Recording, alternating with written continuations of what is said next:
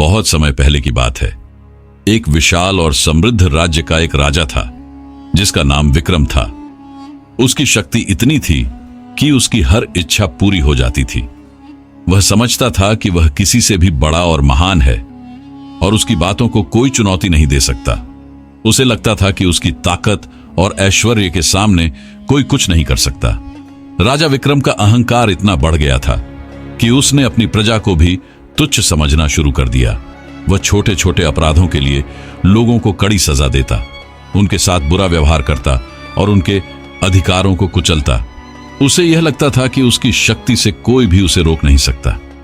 एक दिन राज्य में एक साधु बाबा आए जो बहुत ही ज्ञानी और संत थे।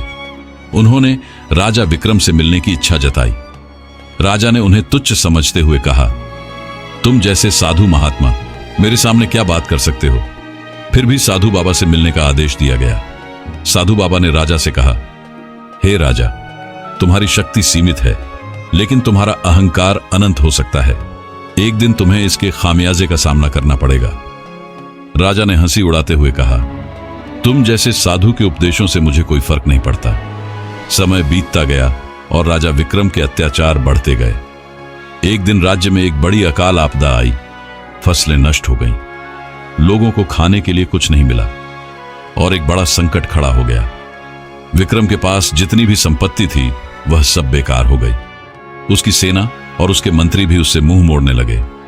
एक दिन राजा विक्रम ने खुद को भी अकेला महसूस किया। उसे एहसास हुआ कि उसकी शक्ति, उसकी दौलत और उसका अहंकार उसे कहीं नहीं ले जा सका। उसके राज्य में अब कोई खुश नहीं था और उसका दिल दर्द से भरा था। उसी समय उसे याद आया साधु बाबा की बातें।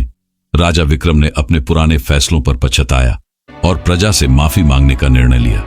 राजा विक्रम ने सबक लिया कि अगर हम अपनी शक्ति का इस्तेमाल दूसरों को नुकसान पहुंचाने के लिए करें तो वही शक्ति एक दिन हमारी ही तबाही का कारण बन सकती है। उसने अपनी सत्ता का इस्तेमाल लोगों की भलाई के लिए किया और अपने राज्य को फिर से खुशहाल बना दिया। इस कहानी से हमें यह सीख मिलती है कि शक्ति और अहंकार कभी किसी की भलाई के काम नहीं आते। अगर हम दूसरों की मदद करने का जज्बा रखते हैं तो सच्ची ताकत वही है जो हमें दिल से मिले।